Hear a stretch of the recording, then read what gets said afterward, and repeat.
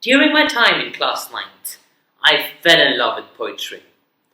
While the other students were memorizing complex theorems and formulas, there I was, reciting lengthy poems by Irish and English poets. That's how my time went usually. I would sit in the library and recite poems. But then all of a sudden one day, one of my family friends recommended me a book called The Sorrows of Young Werther by Johann Wolfgang von Goethe, a German author during the 18th century. Well, I never knew the book would have the effect on me after I just heard its title. It sounded a bit boring, but when I actually started to read it, I found out that it was perhaps one of the best books I had ever read. The story is basically a love affair between a young and dreamy poet called Werther and Charlotte, the person Werther loves. There is just one slight problem. Charlotte is married, so Werther knows he would never be able to get Charlotte.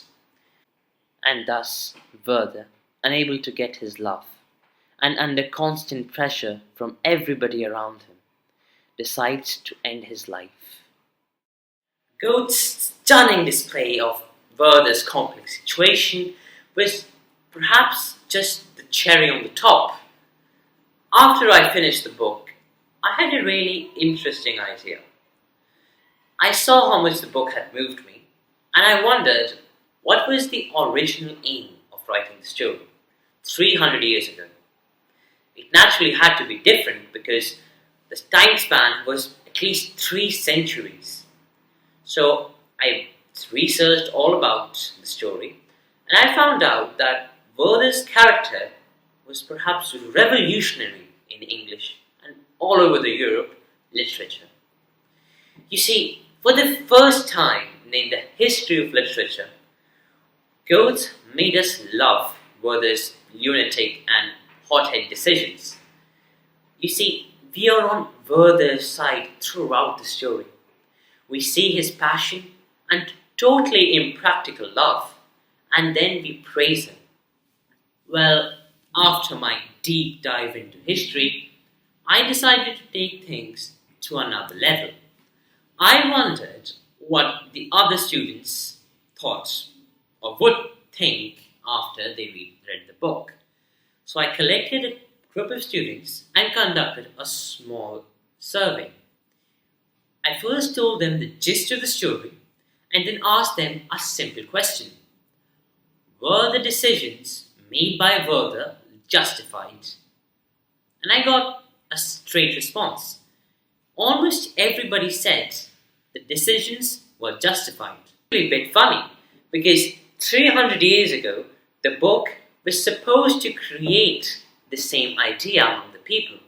It was supposed to show that follow the desire of your heart.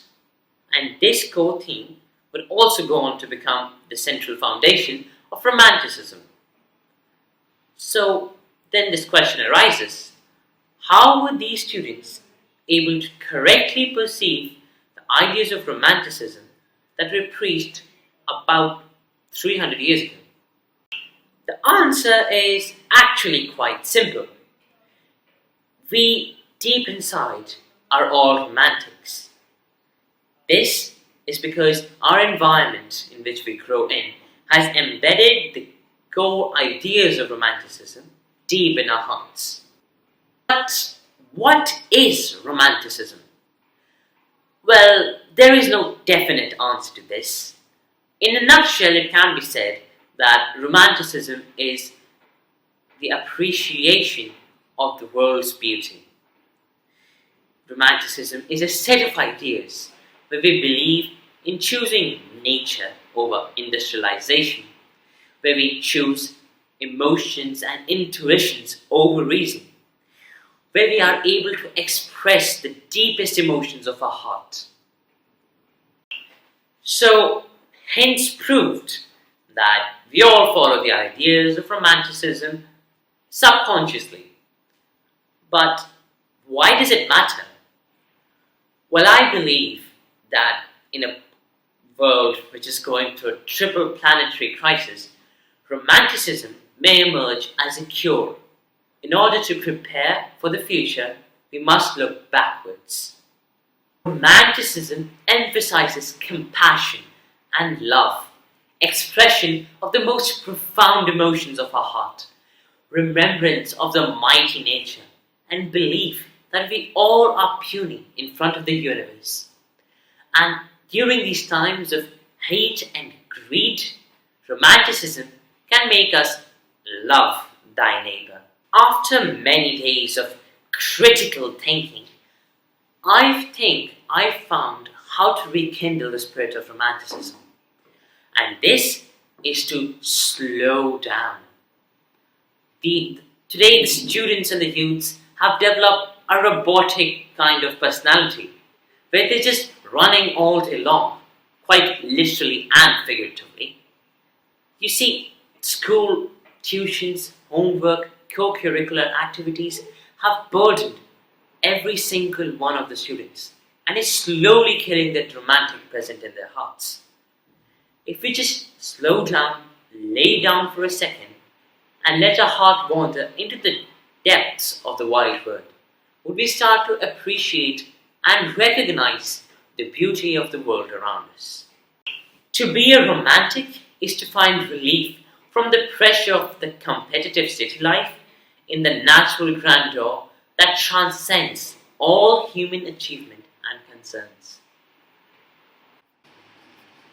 As Wordsworth once said, "What though the radiance which was once so bright be now forever taken from my sight? Though nothing can bring back the hour of splendor in the grass, of glory in the flowers, I will grieve not, rather find strength in what remains behind."